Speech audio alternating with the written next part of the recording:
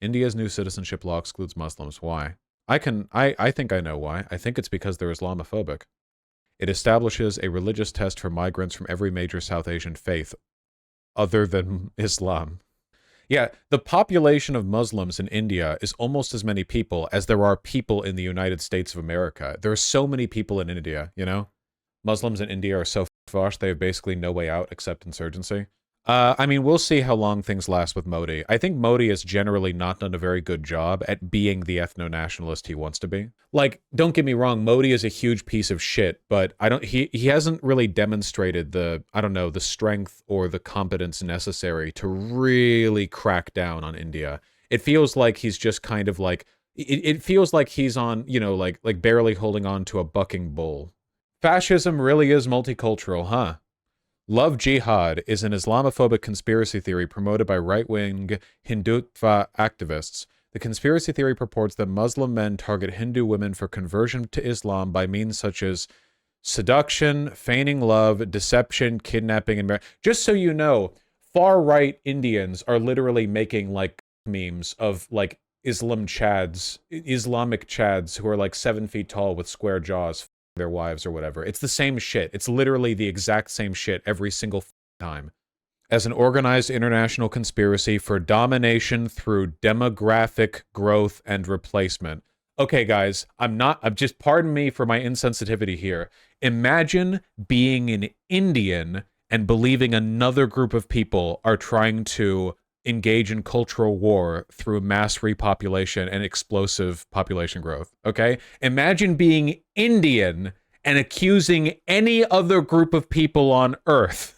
Is there a fascist conspiracy that doesn't involve cuckoldry? No, and I'm not joking. I'm not kidding. No. Created in 2009 as part of a campaign to foster fear and paranoia, the conspiracy theory was disseminated by Hindutva publications such as the Sanatan Prabhat and the Hindu Jana Jagruti Samiti website, calling Hindus to protect their women from Muslim men who were simultaneously depicted to be attractive seducers and lecherous rapists. Literally just Muslim Tyrone memes. Yes!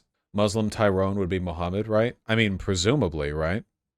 You butchered that name. Look, I'm trying my best, okay? Reliance on tropes. Love the reliance on tropes subsection of the fascist conspiracy theory Wikipedia page. Official investigations. Uh-huh. I can't get into all this, man. Honestly, Vosh, if the Muslim Riz is that powerful, maybe Indian men should give up and become sissies. Maybe Indian men would have more luck if, like, they didn't rape so many women. Rape is such a big issue in India. It's actually insane. It's one of those things where it's like, it feels like it's impossible to talk about it without sort of enabling a bunch of racism, but it's a huge, huge issue. I mean, if anything, you'd think that would make the far right like them even more because American alt-righters fantasize about being able to rape women, so, I don't know. Weird thing to lead on, Vosh, but yeah, that's true. I mean, we're literally talking about, like, far-right conspiracy theories about controlling women. How do you know that, Vosh? Well, you can learn things about other countries through mediums of communication like the internet, where information can be arranged in the form of words that convey things to you. You see this? Not safe for work? All these CNN men surround rape attempt on TV in India. What? Rape attempt on CNN reporter on live TV in India. Okay, I'm not showing this on stream. Let me just, I'm gonna mute the audio, the desktop audio. What the f is this? Okay, I'm just gonna explain what happens to it because I'm literally not showing this shit on stream. Okay, a CNN reporter is talking and I'm going to say what she says, okay? All these men surrounded me as I was doing a live report. And the minute that the light went out, suddenly, I was groped, I was grabbed, my clothes were torn. I literally had to fight to get out of that group. Let's go ahead and look at that tape so you can see what I'm talking about. This was live on television. And there's a guy in front of a camera, and there's a woman in front of a bunch of men, and the lights went off, and immediately as soon as the lights went off, everyone went crazy. Yeah, it seems pretty bad. I don't know. Really, really digging into my moral priors. Is this a systemic issue? Yeah. I mean, it's a systemic issue, like, in America, but it's far worse over there than it is here, you know? Like, massively so. Who are the men? I don't know. Why? Why is that? Gee, I'm not a scholar on Indian issues. Okay, India isn't exactly a first world nation. It's rapidly exploded in population. They have like a history of a caste system with massive like disparities in social privilege, wealth, and access to services based on stuff other than just pure wealth, which is how we do our American caste system.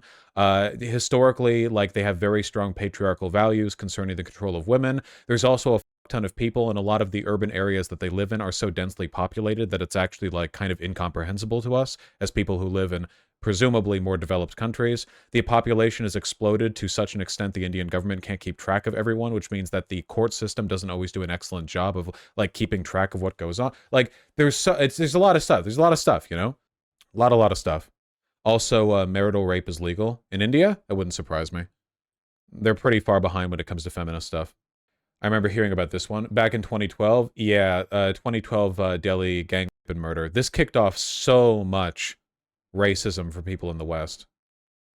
A lot of rape is caste motivated too. I think it's rich that with all this going on, Modi would like the like far right in India would be like, "Oh yeah, dude, it's the Muslims doing all of this," you know? Classic, right? It's the exact same way that like American far right people don't give a fuck about rape or sexual assault or consent or feminism or anything else. They scoff at women who claim to care about these things.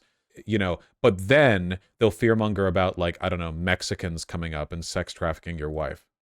Complete redirection.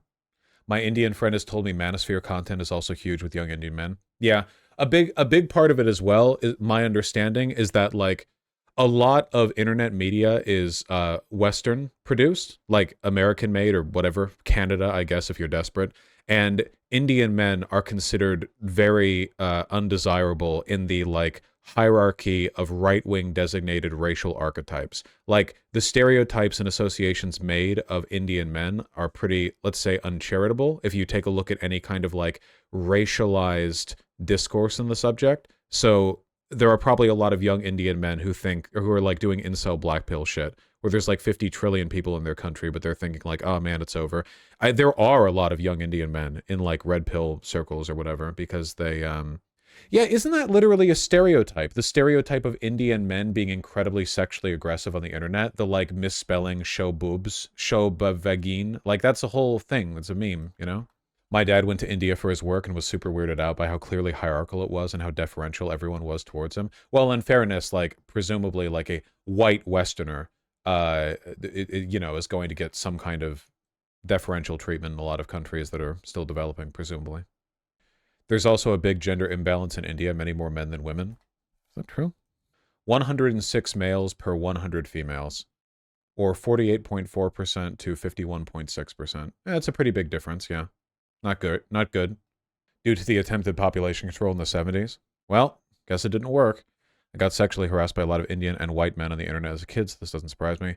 Yeah, hopefully it, like, I don't know. Hopefully it comes around. There have been pretty loud calls to, you know, sort of improve the situation for women in India. It just seems like it's going to take a while. I don't know. Nah, that's not even a noticeable difference. Well, yeah, it is. It means that, like, on a broader social level, there are literally millions more men than there are women. Oh yeah, South Korea also. There are like broadly speaking, I think just Southeast Asia usually isn't a great place to be a woman. I feel in South Korea, yeah, they have also the patriarchal standards. It's different though. There's kind of a different thing with Japan, and South Korea. There's a lot more social order in those countries. In fairness, there are metric shit ton of people. Well, yeah, systemic issues. South Korea is East Asia. Vietnam and Thailand is Southeast Asia. Yeah, to be honest, I just say Southeast Asia. You know, I just throw that one out there. Just gets said so often. Wait, you don't differentiate East Asia and Southeast Asia? No, just people say Southeast Asia so often that I just reflexively say it when referring to anything from like India all the way up to Japan. You know, even though that's not like the actual category. I mean, it doesn't really matter, I feel. It's like the American Midwest. Stupid geographic distinction. Well, that's not good. I'm going to keep doing it.